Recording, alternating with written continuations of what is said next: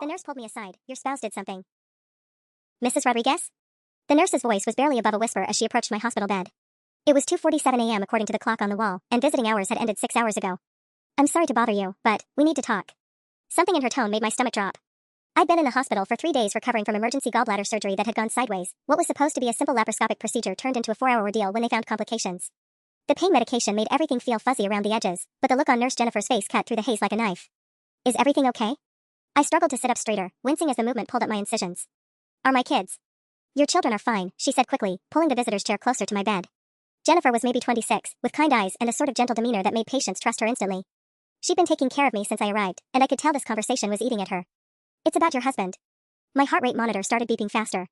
What about Marcus? Did something happen? Jennifer glanced toward the door, then back at me. Sarah, can I call you Sarah? I've been a nurse for 4 years, and I've never done anything like this before. But I can't sleep knowing what I witnessed today. She took a deep breath, her hands fidgeting with her badge. Your husband was here this afternoon while you were sleeping. He was talking to some visitors in the family lounge, loudly enough that several staff members overheard. He was complaining. Complaining about what? About having to babysit Emma and Tyler. The words hit me like a physical blow. He kept saying how exhausting it was to deal with them alone, how he had to cancel his golf weekend with the guys from his firm, how he didn't sign up to be a single parent even temporarily. I felt sick, and not from the surgery. Emma was 6, Tyler was 4, they weren't difficult children. Marcus had barely spent a full day alone with them in years, despite my constant suggestions that he should give me a break on weekends. Whenever I got overwhelmed managing my full-time teaching job and the kids' schedules, he'd remind me that his job at the accounting firm paid more, so childcare was naturally my department. There's more, Jennifer continued, her voice getting smaller. He was also inappropriate with some of the younger staff. He asked my colleague Katie for her number, said he was feeling unappreciated at home and wondered if she wanted to grab coffee when his wife was back on her feet. The room started spinning, but not from the pain medication this time. And Sarah, I'm so sorry, but he also made comments about your appearance to those visitors. Something about how you'd let yourself go since having kids and how the surgery might be a wake-up call for you to get back in shape.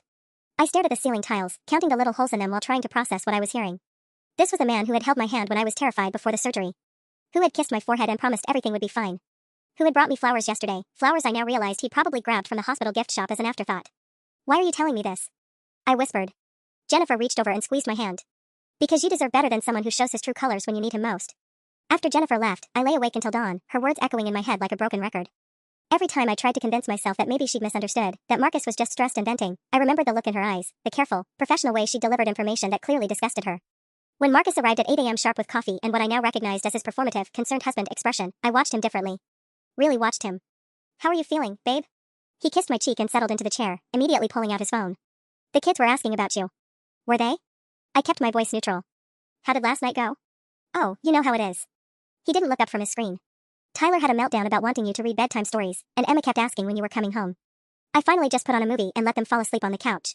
Emma always had trouble sleeping without her elaborate bedtime routine, the one I'd carefully crafted over months to help with her anxiety. Tyler needed his stuffed elephant and 3 specific songs. These weren't difficult requirements, they were just part of being their parent. Did you remember Emma's early dismissal today? She gets out at 1:30 for parent-teacher conferences. Marcus's thumb stopped moving across his phone screen. The pause lasted exactly 3 seconds too long. Right, of course. Though actually, Sarah, I was hoping we could figure something else out. I've got that client meeting with Peterson and Associates at 2 p.m., and you know how important this account is for my promotion track. There it was. He'd forgotten about Emma entirely, and now he was scrambling to make it my problem, while I was literally bedridden in a hospital. Who's watching the kids now? They're at school. He was texting someone, probably his assistant. Look, what if I call your sister? Rachel loves spending time with them. Rachel lived 40 minutes away and worked full-time as a dental hygienist. She'd drop everything to help me, which was exactly why I hated asking her to clean up Marcus's messes. Or, I said carefully, you could reschedule the client meeting. Emma's only 6, Marcus. She can't just sit in the school office because her parents forgot about her. I didn't forget, he snapped, then caught himself and softened his tone. I just have a lot on my plate right now, Sarah. I'm trying to keep everything together while you're here. While I watched him scroll through his phone with practiced ease, I thought about Nurse Jennifer's revelation about the golf weekend. The same weekend that was apparently too important to cancel, even though his wife was in the hospital. What's your golf schedule looking like? I asked casually. What do you mean? But his shoulders tensed slightly. Well, I might be here another day or 2. I was wondering if you'd have to cancel any plans. I already told you I canceled everything. The lie came so smoothly I almost believed it. Everything's on hold until you're better. But then his phone buzzed, and I caught a glimpse of a text preview before he quickly swiped it away. Still on for Saturday 6 a.m. tea time? Mike's bringing the good scotch. Marcus pocketed his phone and smiled at me. That was just work stuff. I smiled back and nodded, filing away one more piece of evidence in a case I was apparently building against my own husband. The rest of Marcus's visit followed the same script. Performative concern punctuated by phone calls he claimed were urgent work stuff, but took in the hallway where he thought I couldn't hear him. Through the thin walls, I caught fragments. Yeah, I'll definitely be there Saturday, she'll be fine by then, you know how women are about medical stuff. After he left, citing a lunch meeting that was impossible to reschedule, I asked Jennifer if I could borrow her phone charger. Mine had mysteriously stopped working, and Marcus had promised to bring a replacement but somehow kept forgetting. Of course, honey. Jennifer's expression was carefully neutral, but I could tell she was watching for signs of how I processed our conversation. How are you feeling today? Emotionally, I mean. Like I'm seeing clearly for the first time in years, I admitted. Once my phone powered up, I did something I'd never done before. I opened Marcus's social media accounts. We'd shared passwords years ago, back when we actually trusted each other, and he'd never changed them. What I found made my surgical incisions ache less than the pain in my chest. Posted yesterday at 3:47 p.m. while I was sleeping off anesthesia. When life gives you lemons, hit the golf course. Man golfing #weekend warrior #freedom calls #blessed. The comments were even worse. His work buddy Dave had written, dude, enjoy the break from diaper duty. Marcus had replied with crying laughing emojis, and you know what, brother? Daddy's got a hall pass this weekend, smiling face with sunglasses. A hall pass. Like being married to me was some kind of prison sentence he occasionally got paroled from. I scrolled further back and found 6 months of posts I'd somehow missed while juggling lesson plans and soccer practices and Tyler's potty training. Photos from bars I didn't know he frequented, tagged with friends I'd never met. Boys' night out while the warden's at book club, from a Tuesday in March when I was at Emma's school fundraiser. Freedom tastes like craft beer mug from a night in February when he told me he was working late. But the worst was from our anniversary last month. I'd arranged for Rachel to babysit so we could have dinner at Romano's, the Italian place where we'd had our first date. I'd bought a new dress, made reservations, been genuinely excited for us to reconnect. The evening had felt magical. Marcus had been attentive, romantic even. We talked about taking a weekend trip together, maybe renewing our vows for our 10th anniversary. What he posted later that night, mandatory date night marriage maintenance, complete grinning face with sweat, #husband duties, #checklist living. Mandatory. Marriage maintenance. Like loving me was an oil change he had to schedule twice a year to keep his life running smoothly. My hands were shaking as I screenshot everything, some instinct telling me to document what I was seeing. 8 years of marriage, and I was just now discovering that my husband viewed our entire relationship as a burden he performed rather than a life he'd chosen. Jennifer appeared in my doorway with afternoon medications. Sarah? You look pale. Is your pain getting worse? Actually, I think it's getting better. I locked my phone and looked at her directly. Jennifer, when you decided to tell me about yesterday, was there anything else? Anything you thought might be too much for me to handle right now? She hesitated, weighing something in her mind. There was one more thing. Your husband made a call in the parking lot. We could hear him from the break room window. He was talking to someone about how the surgery was going to cost a fortune in medical bills, and how he might need to make some changes to protect his assets. Protect his assets. Not our assets. His. Sarah, I think you should call a lawyer. The lawyer consultation had to wait until I was discharged, but I spent my remaining hospital time doing reconnaissance. Amazing how much you can accomplish from a hospital bed when you're motivated by the kind of rage that burns cold and steady. I started with our bank accounts.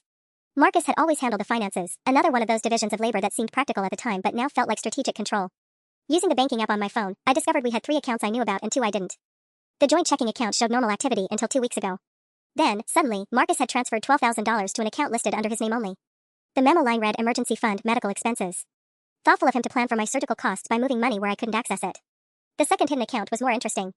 Regular deposits of $300 every 2 weeks for the past 8 months, always on Fridays. Always labeled consulting fees. I did the math, that was an extra $6,000 Marcus had been earning and hiding from me. The withdrawals told their own story, $150 at Murphy's Tavern, $89 at Victoria's Secret, $220 at some place called Gentleman's Choice that I was pretty sure wasn't a clothing store. But the real gut punch came when I dug into our credit card statements. Marcus had a card I didn't know about, one of those high-limit platinum cards for business expenses. 3 months of statements painted a picture of a man living an entirely separate life. Dinner for 2 at Romano's on our anniversary, $127. Dinner for 2 at Romano's the following Tuesday, $156. Same restaurant, bigger bill, different woman. He'd taken someone else to our place. Hotel charges in the city every other Thursday. Always the same hotel, the Marriott downtown where his firm sometimes put up clients. Except Marcus's firm was local. They didn't have out-of-town clients who needed accommodation. The Victoria's Secret purchases weren't random either. Size 4 dresses, medium lingerie. I was a size 10 and large and everything. Had been since Tyler was born, which Marcus reminded me of regularly under the guise of health concerns. My phone buzzed with a text from Rachel. Hey, how are you feeling? Marcus asked me to pick up the kids after school today. Said he had an emergency client meeting? I glanced at the clock. 2:17 p.m. Emma's early dismissal was at 1:30. Did he ask you yesterday or just now? I texted back. Literally 20 minutes ago. I had to leave work and drive like a maniac. Emma was sitting in the principal's office crying. She thought everyone forgot about her. The image of my 6-year-old daughter, already prone to anxiety, sitting alone in that sterile office while her father prioritized whatever was more important than her, made something crystallize in my chest. This wasn't just about me anymore. Rachel, I need you to document everything. Times, what the kids tell you, how they seem emotionally. Can you do that for me? Sarah, what's going on? You're scaring me. Before I could respond, Marcus appeared in my doorway holding a small gift bag and wearing his concerned husband costume again. Good news, babe. Dr. Peterson says you can probably go home tomorrow. He kissed my forehead and handed me the bag. I brought you something to cheer you up. Inside was a nightgown from Target, still with a clearance tag attached. $7.99, marked down from $12.99. Meanwhile, his secret credit card showed a $340 charge at agent provocateur from last week. It's lovely, I said, watching his face for any flicker of guilt. There was none. Just the satisfied expression of a man who thought he'd completed another item on his husband's checklist. So, how did Emma's pickup go today? Marcus blinked twice. What pickup? Her early dismissal. 4 parent-teacher conferences. The silence stretched exactly long enough for him to construct his next lie. Oh right, that went fine, Marcus said, but I could see him scrambling. Emma was ready and waiting. No problems at all. The lie was so blatant I almost laughed. He had no idea that Rachel had already texted me, that I knew Emma had been abandoned in the principal's office, crying and confused. But I needed to see how deep he dig this hole. That's great. Did you get a chance to talk to Mrs. Henderson about Emma's reading progress? Marcus nodded confidently. Yeah, she's doing really well. Henderson said she's right on track. Emma's teacher was Mrs. Patterson, not Henderson. They'd never met because Marcus had never attended a single parent-teacher conference in 6 years. I'd stopped asking him to come after the third excuse about crucial client deadlines. And Tyler? How was daycare pickup? Fine, totally fine. He was excited to see me. Marcus was scrolling through his phone again, already losing interest in maintaining the performance. But Tyler's daycare didn't do early pickup on conference days. He stayed until 5:30 like always, which meant Marcus had no idea what time he'd even retrieved our son. My phone buzzed with another text from Rachel. Tyler says Daddy was really mad when he picked him up late. Asked me not to tell you because Daddy said it would make you sicker. Sarah, what is happening? I stared at the text until the words blurred. Marcus had not only forgotten both kids, traumatized Emma, and picked up Tyler late enough to make him think it was somehow a secret, he'd also told our 4-year-old that Mommy was too fragile to handle the truth. Marcus, I said carefully, I've been thinking about what happens when I get home. I'm going to need help for a while. Of course, babe. Whatever you need. The doctor said no lifting anything over 10 pounds for at least 2 weeks. Tyler weighs 35 pounds. Marcus looked up from his phone with a slight frown, like I was presenting him with an unexpected algebra problem. Right. So, maybe we should get a babysitter? Like a temporary nanny or something? Or you could take some time off work. Use some of that vacation time you've been saving. The frown deepened. Sarah, you know this is a really crucial time for the Peterson account. I can't just disappear for 2 weeks.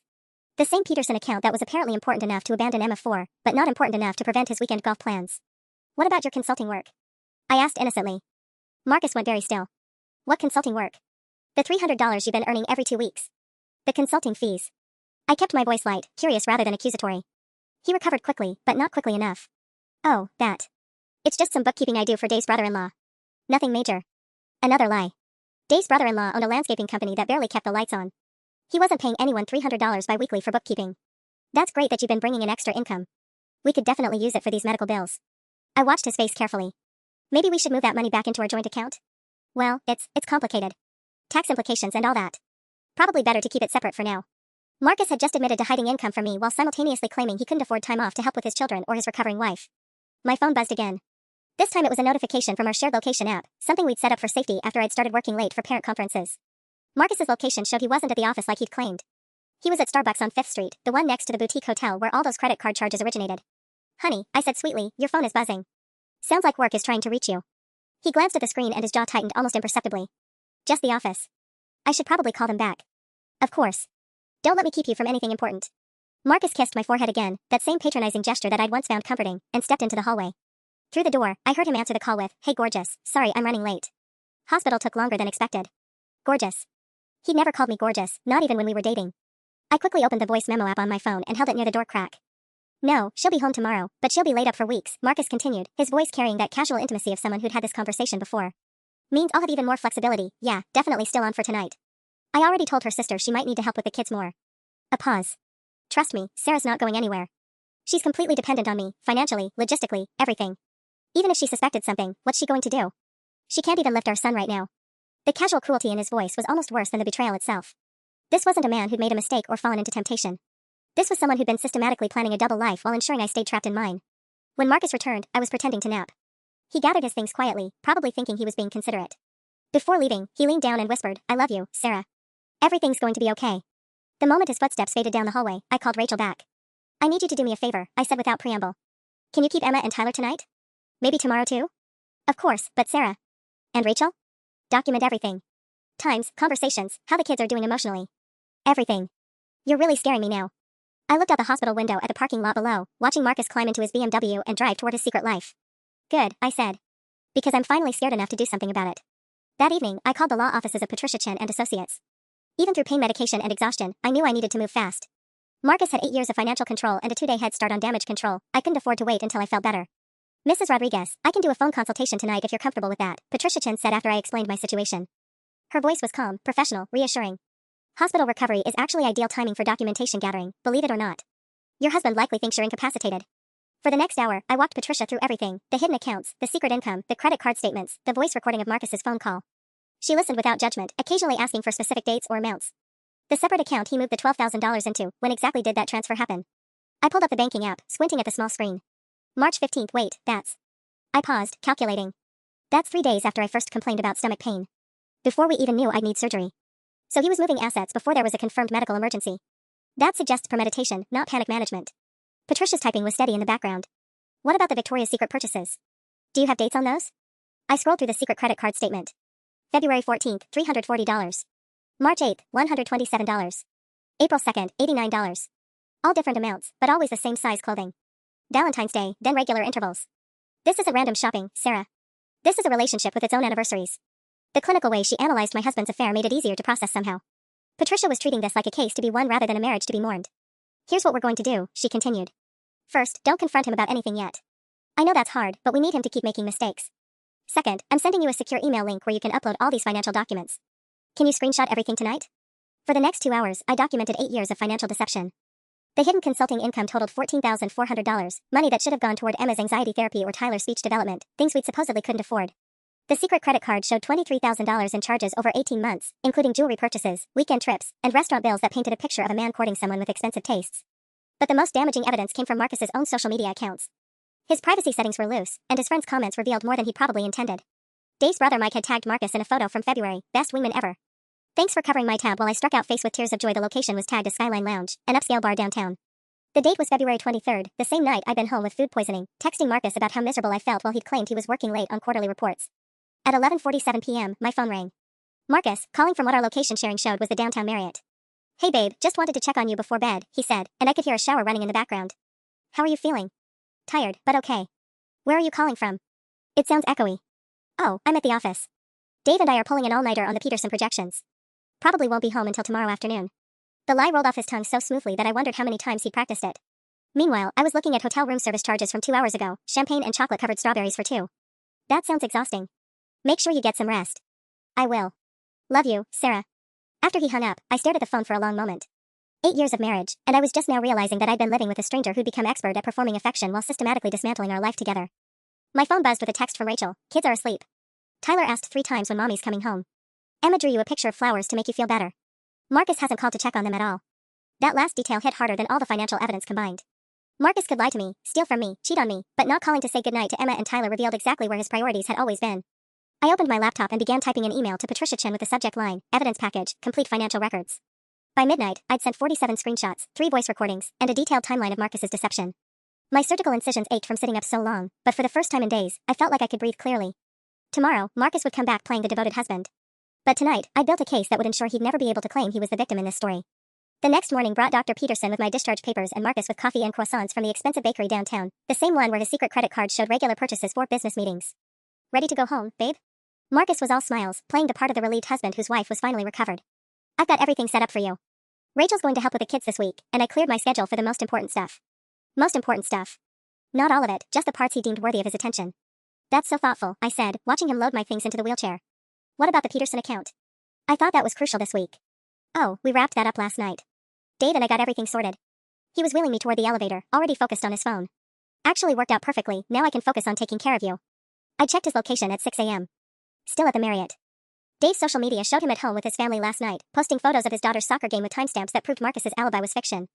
During the ride home, Marcus kept up a steady stream of chatter about how he'd held down the fort while I was away. He'd done laundry, I could see the wrinkled evidence in Emma's car seat, handled the kids like a pro, Tyler was wearing yesterday's shirt with obvious food stains, and kept everything running smoothly. The house might be a little messy, he admitted as we pulled into our driveway. But you know how kids are. The house wasn't just messy, it looked like it had been ransacked by tiny tornadoes. Emma's backpack was dumped by the front door, contents scattered across the hardwood floor. Tyler's toys were everywhere except the playroom. The kitchen sink was overflowing with dishes, and I could smell something rotten coming from the direction of the garbage can. Marcus, what did you feed them? Oh, you know, kid food. Chicken nuggets, mac and cheese, whatever was easy. He was already heading upstairs, leaving me to navigate the obstacle course of our destroyed living room on my own. I'm just going to jump in the shower real quick. I made my way to the kitchen, moving slowly to avoid pulling my stitches. The refrigerator told its own story, spoiled milk, moldy leftovers, and a pizza box from 3 nights ago. Emma's lunchbox sat on the counter, unopened since Monday, the sandwich inside now green with mold. My phone buzzed with a text from Emma's teacher, Mrs. Patterson. Hi Sarah, hope you're recovering well. Emma seemed very upset yesterday and said she'd been eating cereal for dinner. Just wanted to check in. Cereal for dinner. While Marcus was at the Marriott ordering room service for 2. I was photographing the lunchbox when I heard Marcus's phone ring upstairs. He answered with his business voice, Rodriguez here. But through the thin ceiling, I could hear him switch to something softer. Hey, I told you not to call the house line. No, she just got home, I can't talk long. Tonight? I don't know, she's going to be clingy for a few days. Clingy. Like wanting my husband present during my recovery was some kind of character flaw. Look, give me until Friday. She'll be more independent by then, and I can tell her I'm traveling for work. Yes, I miss you too. Friday was 4 days away. Marcus was already planning his next rendezvous while I stood in our destroyed kitchen, barely able to bend over to pick up the toys he'd left scattered across the floor. I pulled out my phone and opened the voice memo app again, holding it toward the ceiling. Patricia Chen had been right, he thought I was too weak and medicated to be a threat. I'll make it worth the wait, Marcus continued, his voice taking on a tone I hadn't heard in years. Maybe that place in wine country you showed me? The one with the private cabins? A weekend getaway. While I'd be home alone with Emma and Tyler, probably still unable to lift our son or carry our daughter upstairs if she had a nightmare. When Marcus came back downstairs 20 minutes later, I was sitting carefully on the couch, surrounded by the evidence of his weekend parenting. Sorry about the mess, he said, not looking sorry at all. I'll clean up later. Right now I need to run to the office for a couple hours. Just some loose ends from the Peterson thing. On Thursday afternoon? You know how it is in accounting. Quarter end never really ends. He kissed the top of my head, already reaching for his keys. Rachel said she'd come by around 3 to help with dinner prep. I checked the time. 1:47 p.m. Marcus was leaving me alone for the first time since major surgery, in a house that looked like a disaster zone, to handle loose ends that I knew were actually a woman who thought she was dating a man going through a divorce. Marcus? I called as he reached the door. I love you. He paused for just a moment, and I saw something flicker across his face, guilt, maybe, or calculation. Love you too, babe. Rest up. After his car disappeared down the street, I called Patricia Chen. He's getting sloppy, she said after I described the morning's revelations. The wine country comment, did you get that recorded? Every word. Perfect. And Sarah? I ran a preliminary asset search yesterday. Your husband has been busy. We need to talk.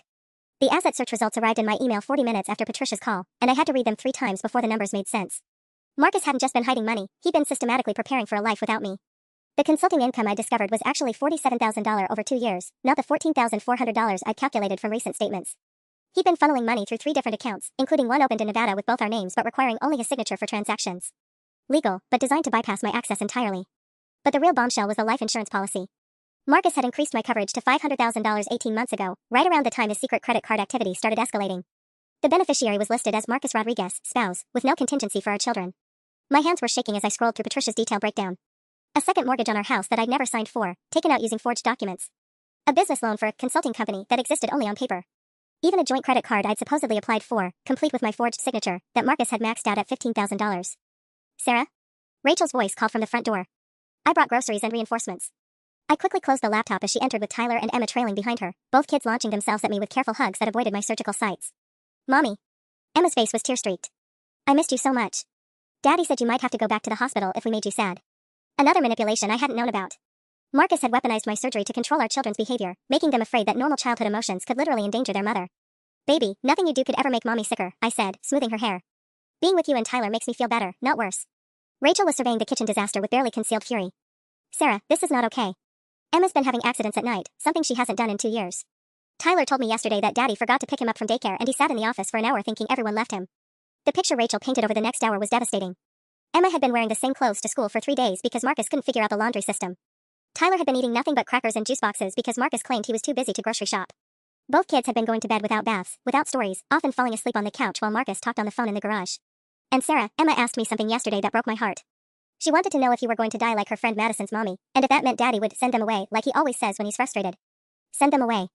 Marcus had been threatening our children with abandonment as a disciplinary tactic while I was unconscious in a hospital bed. My phone buzzed with a location notification. Marcus was at the Marriott again, barely 3 hours after leaving for his important office work.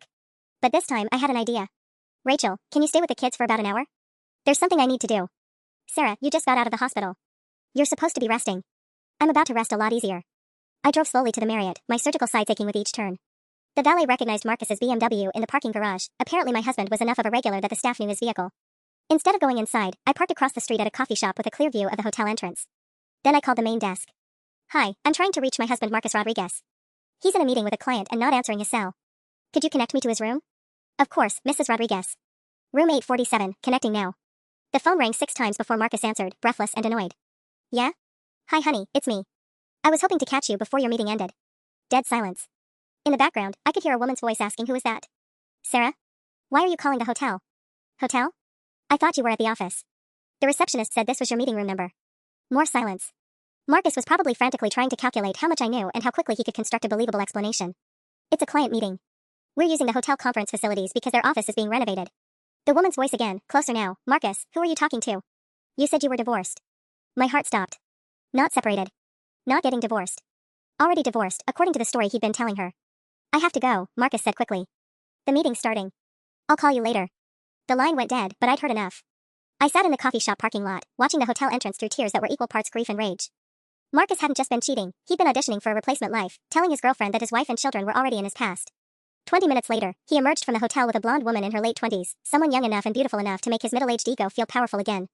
They kissed goodbye like lovers who'd been together for months, comfortable and familiar with each other's bodies. I took 12 photos before they separated, Marcus heading to his BMW and her to a red Audi with vanity plates that read Thai Girl. Then I drove home to my children, my sister, and my laptop, where I uploaded everything to Patricia Chin with a new subject line, timeline moved up. I want him served tomorrow.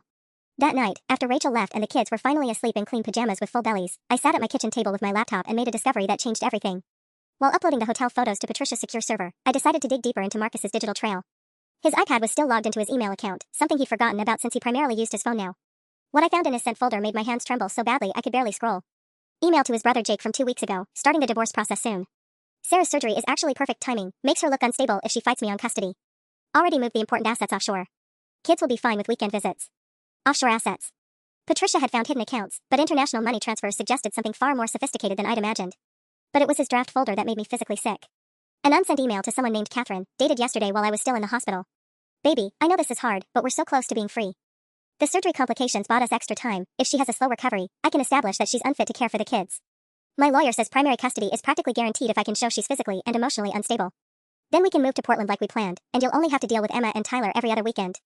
Think of it as practice for when we have our own family. Portland. Marcus had been planning to move our children 8 hours away from me, from Rachel, from everything they knew. And Catherine, his girlfriend, thought she was getting a divorced father with minimal custody obligations, not a married man planning to steal his wife's children. I screenshot everything, my surgical site screaming as adrenaline made my hands shake. There were dozens of emails between Marcus and someone named David Chin, not Patricia's firm, but a lawyer who specialized in high-asset divorce protection and custody strategy for professional fathers. The consultation notes were chilling, client concerned about wife's emotional stability post-surgery. Recommends documenting any signs of depression, inability to care for children, excessive dependence on family members. Medical trauma often provides grounds for temporary custody modification that can become permanent. Marcus hadn't just been neglecting Emma and Tyler during my hospitalization, he'd been creating evidence of my unfitness as a mother. Every time he'd called Rachel to help, every moment he'd left the kids confused and crying, every lie he'd told about my emotional state was part of a calculated campaign to steal my children. My phone rang at 11:34 p.m. Marcus, calling from what my location app showed was his car in our driveway. Hey babe, I'm outside. Just wanted to check if you were awake before I came in. Don't want to wake you if you're finally getting some rest. Through the window, I could see him sitting in his BMW, probably deleting text messages and preparing his performance for the devoted husband returning from a long day of supporting his family. I'm awake. How did the office stuff go? Really productive, actually. Got everything sorted for the Peterson account. The lie came so naturally now. How are you feeling? Any pain? Actually, I'm feeling much clearer than I have in days. That's great, honey. The worst is behind us now. As I watched him through the kitchen window, still sitting in his car and smiling at his phone, probably texting Catherine about their Portland plans, I realized he was right about one thing. The worst was behind us. But not in the way he thought. Marcus? Take your time coming in. I'm just finishing up some emails. Work emails? Sarah, you just got out of the hospital. You should be resting, not thinking about lesson plans. Oh, these aren't for school, I said, watching him finally turn off the car and head toward our front door. These are much more important than that. The next morning, I woke up to find Marcus already dressed for work, moving quietly around our bedroom like he was trying not to disturb an invalid. The performance was so practiced I almost believed it myself. How are you feeling, babe? He leaned down to kiss my forehead, and I caught a whiff of unfamiliar perfume mixed with his usual cologne. I made coffee, but Rachel's coming over at 8 to help you with breakfast. That's thoughtful, but I can manage coffee. I sat up carefully, noting how he immediately stepped back, like my independence was somehow threatening. What time will you be home? Probably around 6. The Henderson account needs some emergency restructuring. Marcus was already checking his phone, thumb scrolling through what I assumed were good morning texts from Catherine. Might be later if things get complicated. Henderson account. I'd been married to this man for 8 years, heard him complain about work constantly, and there had never been a Henderson account. He wasn't even trying to keep his lies consistent anymore. Sounds stressful. Maybe you should give me David Chen's number, just in case I need to reach you and your phone dies. Marcus went completely still, his coffee mug frozen halfway to his lips. Who? David Chen. Your lawyer friend. Didn't you mention him yesterday? I kept my voice innocent, concerned. I thought maybe he could recommend someone to help us with the medical bills, since insurance isn't covering everything. The silence stretched for exactly 4 seconds too long. Marcus's face cycled through confusion, calculation, and finally landed on what he probably thought was casual dismissal. Oh right, Dave's just a buddy from college. He doesn't handle medical stuff. Marcus was moving toward the door now, suddenly urgent about getting to his fictional emergency. I should get going. Traffic's going to be brutal. After his car disappeared down our street, I called Patricia Chin with shaking hands. Sarah, I've been trying to reach you since 6 a.m., she said before I could speak. We have a problem. David Chin filed papers yesterday afternoon. Marcus is seeking emergency temporary custody of Emma and Tyler. The coffee mug slipped from my hands, shattering across the kitchen floor. What? He's claiming you're emotionally unstable following surgery, potentially dependent on pain medication, and unable to provide adequate care. The hearing is scheduled for Monday morning. They're trying to push it through while you're still recovering. Monday. 4 days away. Marcus had spent the morning kissing my forehead and making coffee while knowing he'd already set in motion a plan to steal my children. Patricia, there's more. I found emails last night. He's planning to move to Portland with his girlfriend once he gets custody. She thinks he's already divorced. Forward me everything. Right now. And Sarah? Don't let him know you've discovered this. We need him to think he's still in control. I was forwarding screenshots when Rachel arrived, taking one look at my face and immediately knowing something was catastrophically wrong. Sarah, what happened? You look like you've seen a ghost. Worse. I've seen my husband's real plan. I showed her the custody filing Patricia had emailed me. Rachel, he's going to try to take Emma and Tyler on Monday. He's been documenting everything, my hospital stay, how much you've been helping, probably even this conversation, to prove I'm an unfit mother. Rachel sank into a kitchen chair, scanning the legal documents with growing horror. This says you've been exhibiting signs of severe depression and paranoia since surgery. Sarah, that's not. You've been recovering from major medical trauma. Of course you needed help. He's also claiming I've been heavily medicated and making irrational decisions about the children's care. I laughed bitterly. The only irrational decision I made was trusting him to actually parent them while I was unconscious. My phone buzzed with a text from Marcus. Hope you're resting today. Remember what the doctor said about avoiding stress and taking your pain medication on schedule. Love you, Red Heart. The message felt sinister now, loaded with implications. Was he trying to establish a record of me being heavily medicated? Were these caring texts actually evidence he planned to use against me? Rachel, I need you to help me with something, and it's going to sound crazy. After seeing this custody filing, nothing will sound crazy. I pulled up Marcus's location on my phone. He's at the Marriott again. Room 847. I think it's time Catherine learned the truth about her divorced boyfriend. Rachel and I sat in her Honda Civic across from the Marriott, watching the valet stand like we were conducting some kind of suburban surveillance operation. My surgical sights ached from sitting in the passenger seat, but the pain was nothing compared to the fury burning in my chest. Are you sure about this? Rachel asked for the third time. Maybe we should let Patricia handle the legal stuff and stay out of the personal drama. Rachel, this woman thinks she's dating a divorced man who barely sees his kids. She's planning a life in Portland with someone who's been lying to her as much as he's been lying to me. I checked Marcus's location again, still in room 847. She deserves to know what she's really signing up for. At 2:47 p.m., my phone buzzed with a text from Marcus, meeting running long. Grab some Thai food for dinner? You should keep eating regularly with the pain meds. More documentation for his caring husband portfolio. I screenshot the message and forwarded it to Patricia along with his actual location. There, I pointed toward the hotel entrance. Red Audi, license plate Thai girl. That's her. Catherine was even prettier up close, mid-20s, blonde hair in a perfect ponytail, wearing scrubs that suggested she worked in healthcare. The irony wasn't lost on me that Marcus was cheating with someone who actually helped people recover from surgery instead of plotting to exploit their vulnerability. She's a nurse, I realized aloud. Oh my god, Rachel, she's probably the one giving him advice about post-surgical recovery times, pain medication effects, all the medical terminology in those custody documents. Rachel's face darkened. You mean she's been helping him build a case against you? We watched Catherine enter the hotel lobby, moving with the confidence of someone who belonged there. She knew the staff, knew where she was going, knew that Marcus Rodriguez in room 847 was waiting for her with champagne and lies. I'm going in, I said, unbuckling my seatbelt. Sarah, no. You just had surgery. You're not thinking clearly. I'm thinking more clearly than I have in 8 years. I was already opening the car door, moving slowly but determined. I'm not going to confront them. I just want her to see who Marcus really is. The hotel lobby was familiar territory now. I'd been here yesterday, watching from across the street like some kind of amateur detective. The desk clerk who'd connected me to Marcus's room yesterday smiled at me with professional courtesy. Good afternoon. How can I help you? I'm here to surprise my husband, I said, pulling out my phone to show our wedding photo, the one where Marcus looked genuinely happy, before 8 years of marriage taught him to see me as an obligation. Marcus Rodriguez, room 847. He's been working so hard lately, I thought I'd bring him lunch. Oh, Mr. Rodriguez. He's such a sweet man. Always talks about how much he misses his family when he's here on business. The clerk's genuine warmth made my stomach turn. Marcus had been performing devoted husband even for strangers. Would you like me to call up and let him know you're here? Actually, I'd love to surprise him. Is there a house phone I could use? I want to call from downstairs and see if he can guess where I am. She directed me to the phone bank near the elevators, the same area where I'd overheard Marcus's calls during my hospital stay. I dialed room 847, watching the elevator numbers light up as guests moved between floors. Marcus answered on the second ring, breathless again. Yeah? Hi honey, it's your wife. Complete silence. I could picture him frantically looking around the room, probably gesturing for Catherine to be quiet. Sarah? How are you calling this number? I'm in the lobby of your hotel, Marcus. The one where you're definitely not having a business meeting. My voice was steady, calm, almost conversational. The desk clerk says you talk about missing your family. That's interesting, since you told Catherine you were divorced. The silence stretched so long I thought he might have hung up. Finally, Sarah, I can explain. I'm sure you can. You've gotten very good at explaining things. Like explaining to your lawyer how my surgery makes me an unfit mother. Like explaining to Catherine how you're moving to Portland once you steal my children. I paused, watching a young blonde woman emerge from the elevator and head toward the lobby exit, moving fast and looking upset. Oh, looks like Catherine just figured out what kind of man she's been dating. Through the phone, I heard a door slam and Marcus cursing. Sarah, just stay there. Don't move. We need to talk. Actually, we don't. We'll talk on Monday morning, in front of a judge, when you try to explain why a man seeking emergency custody of his children was spending his afternoons in hotel rooms with his girlfriend. I hung up and walked slowly toward the exit, where Rachel was waiting with the engine running and an expression of fierce pride. How do you feel? She asked as I carefully settled into the passenger seat.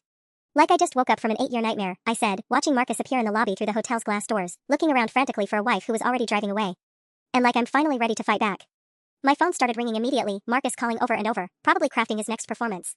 But for the first time in days, I had something he didn't, the truth, documented and ready for court. Monday couldn't come fast enough. That evening, while Emma and Tyler played in the living room and Rachel made dinner, I received a call that made my blood run cold. The number was unknown, but when I answered, a young woman's voice said, "Is this Sarah Rodriguez?" "Yes, who is this?" "This is Catherine Mills."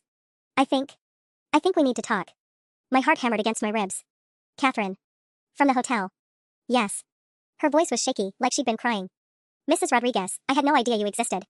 Marcus told me he'd been divorced for 6 months, that his ex-wife had moved away with the kids. He said he only saw them every other weekend." I sank into my desk chair, motioning for Rachel to take the kids upstairs. "How long have you been together?" 8 months. We met at the hospital where I work. He was there visiting someone, he said, his elderly father. But that was a lie too, wasn't it? 8 months. Marcus had been building an entire relationship while I was teaching parent conferences, managing our children's schedules, believing we were working through a rough patch in our marriage. "Catherine, I need to ask you something, and I need you to be honest. Have you given Marcus any medical advice about post-surgical recovery? About pain medications or emotional stability after surgery?" The pause lasted too long. "Oh God. He asked me about that last month. Said his ex-wife was having gallbladder surgery and he was worried about her ability to care for the kids afterward. He wanted to know about recovery times, what medications might affect judgment, whether surgical trauma could cause emotional instability." My hands were shaking so badly I could barely hold the phone. "Catherine, his ex-wife is me. I had surgery last week. And he's using the information you gave him to try to take my children away. I'm going to be sick." Her voice was barely a whisper. "Mrs. Rodriguez, he showed me pictures of you. He said you were vindictive, that you turned his kids against him, that you were trying to keep him from seeing them. He made me feel sorry for him." "What pictures?" "Photos of you looking tired, upset. One where you were crying. He said you were mentally unstable, that the divorce was because you'd become paranoid and accusatory." I knew exactly which photos those were. Pictures Marcus had taken during my worst moments, when I was overwhelmed with work and the kids, when I'd broken down crying after Emma's anxiety got so bad she couldn't sleep, when I'd been exhausted from Tyler's sleep regression. My husband had been documenting my vulnerable moments for months, building a portfolio of my alleged instability. "Catherine, I need you to listen to me very carefully. Marcus filed for emergency custody of our children on Friday. He's claiming I'm an unfit mother because of my surgery recovery. The hearing is Monday morning." "Oh my God. Mrs. Rodriguez, I'm so sorry. I gave him ammunition without knowing." "You couldn't have known." "But Catherine, I need to ask you something huge. Would you be willing to testify about what Marcus told you? About the lies he's been telling?" The silence stretched for almost a minute. Finally, he made me an accessory to destroying a family. "Of course I'll testify." After we hung up, I immediately called Patricia Chin with the update. "Catherine Mills is a registered nurse at Mercy General. She's been dating Marcus for 8 months, thinking he was divorced. And Patricia, she's the source of his medical information for the custody filing. This is exactly what we needed, Sarah. A medical professional who can testify that Marcus deliberately misled her to obtain information he used against you. Can she be in court Monday morning?" "She'll be there." My phone buzzed with another text from Marcus. "Sarah, please call me. I know you're upset, but we can work through this. Think about what's best for Emma and Tyler." What was best for Emma and Tyler was protecting them from a father who saw them as pawns in his escape plan. As I looked at my children playing with their toys, completely unaware that their father was trying to steal them away from the only stable parent they'd ever known, I felt something crystallize in my chest. Marcus had made one crucial mistake. He'd taught me exactly how ruthless I needed to be. Sunday night, 24 hours before the custody hearing, I was organizing evidence files when my doorbell rang at 9:43 p.m. Through the peephole, I saw Marcus standing on our front porch, but he looked different, disheveled, desperate, nothing like a controlled man who'd been playing devoted husband all week. "Sarah, please. We need to talk before tomorrow." His voice was muffled through the door, but I could hear the panic underneath. "I know you're angry, but this has gone too far." I opened the door but kept the chain lock engaged. "Emma and Tyler are sleeping. Whatever you have to say, keep your voice down. Can I come in? Please? I'm still your husband. Actually, according to Catherine, you're divorced. According to your custody filing, I'm mentally unstable. According to your emails, you're moving to Portland. So which Marcus am I talking to right now?" His face crumpled, and for a moment I saw genuine emotion instead of calculated performance. "Sarah, I screwed up. I know that. But taking this to court, you're going to destroy everything." "I'm going to destroy everything?" The audacity was breathtaking. "Marcus, you filed for emergency custody while I was recovering from surgery. You've been planning to steal my children for months." I panicked, "Okay?" "When the surgery got complicated, when you were in the hospital so long, I started thinking about what would happen if something went wrong. The custody thing was just insurance. I was going to withdraw it." Another lie, smoother than the others but still a lie. Marcus's lawyer had scheduled the hearing for the earliest possible date, had prepared extensive documentation, had crafted arguments designed to paint me as fundamentally unfit. That wasn't panic, that was strategy. What about Catherine? Was she insurance too? Marcus ran his hands through his hair, a gesture I'd once found endearing but now recognized as his tell when he was calculating his next move. "Catherine was a mistake. It meant nothing. 8 months meant nothing? The Portland apartment you looked at together meant nothing? The emails where you called her baby and talked about having children together meant nothing? His face went white. How do you know about Portland? I know about everything, Marcus. The offshore accounts, the forged documents, the second mortgage you took out without my knowledge.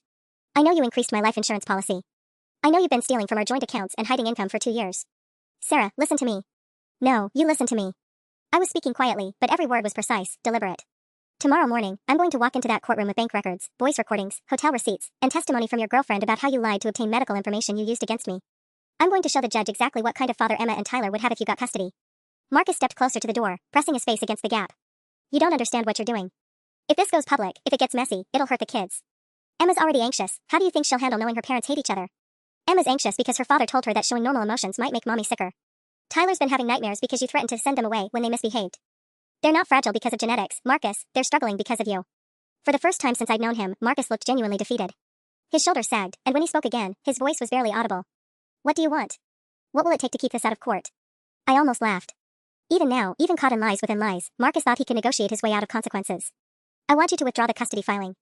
I want you to move out of our house. I want full financial disclosure of every hidden account, every secret transaction, every dollar you've stolen from our family.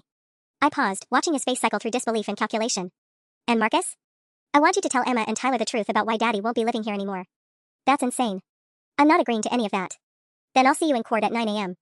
Catherine will be there. Patricia Chin will be there. And every piece of evidence about your double life will be entered into public record. I closed the door and turned the deadbolt, leaving Marcus standing on the porch where he'd once carried me over the threshold as a hopeful newlywed. Through the window, I watched him sit in his car for 20 minutes, probably calling David Chin, probably Catherine, probably trying to find someone who could help him control the narrative one more time.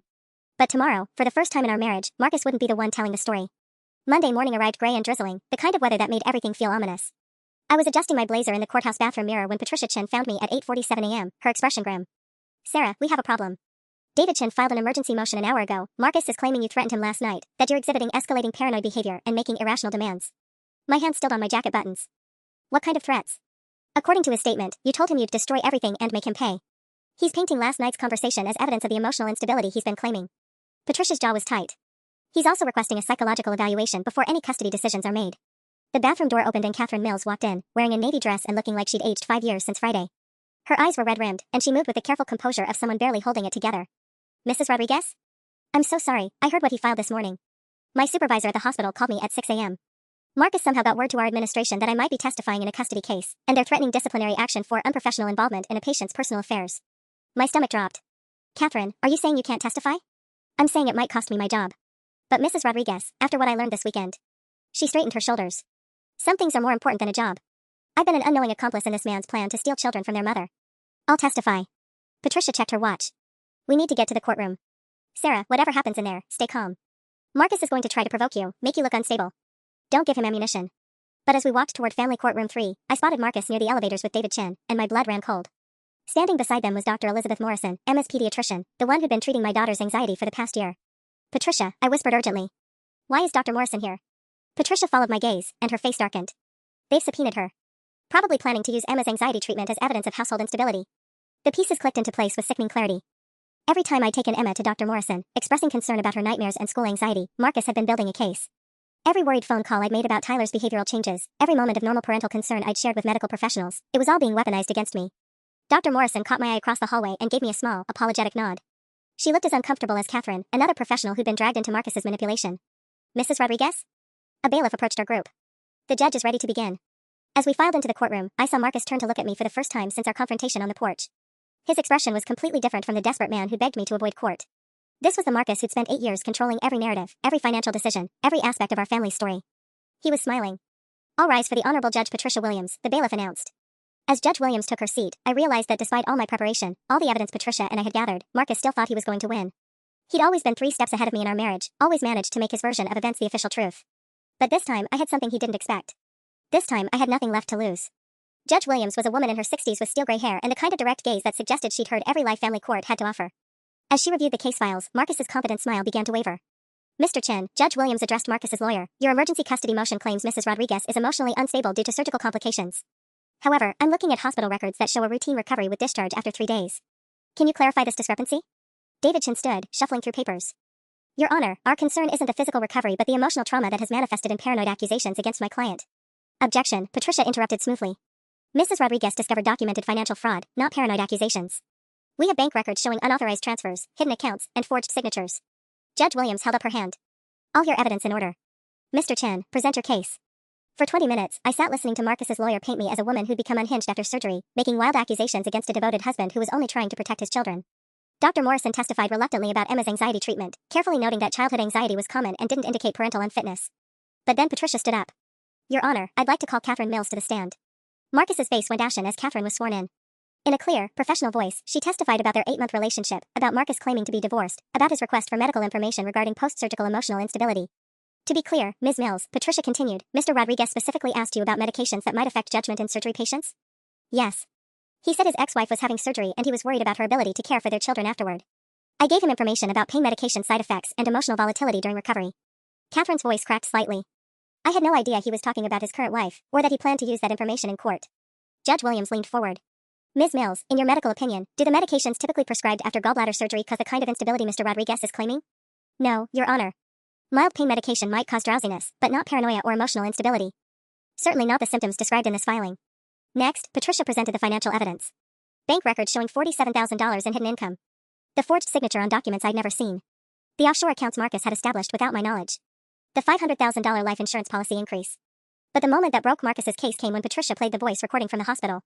Trust me, Sarah's not going anywhere. She's completely dependent on me, financially, logistically, everything. Even if she suspected something, what's she going to do? She can't even lift our son right now. Judge Williams's expression hardened as Marcus's voice filled the courtroom, casual and contemptuous, discussing his wife's vulnerability while she recovered from surgery. Mr. Rodriguez, Judge Williams said when the recording ended, this was recorded while your wife was hospitalized? Marcus stood shakily. Your Honor, I was under stress. Were you under stress when you moved $12,000 into a separate account 3 days after her surgery? Were you under stress when you increased her life insurance policy last year? Were you under stress when you forged her signature on loan documents? The courtroom fell silent except for the sound of Marcus's heavy breathing. Motion for emergency custody is denied, Judge Williams announced. Furthermore, I'm ordering Mr. Rodriguez to return all marital assets to joint accounts within 48 hours and to move out of the family home immediately. Mrs. Rodriguez will retain primary physical custody pending formal divorce proceedings. As the gavel fell, I felt 8 years of manipulation and control finally crumble. Marcus sat frozen as his lawyer whispered urgently in his ear, probably calculating how much this courtroom disaster would cost him. Outside the courthouse, Catherine approached me one final time. Mrs. Rodriguez, I'm sorry I couldn't see through him sooner. Catherine, I said, you helped me save my children.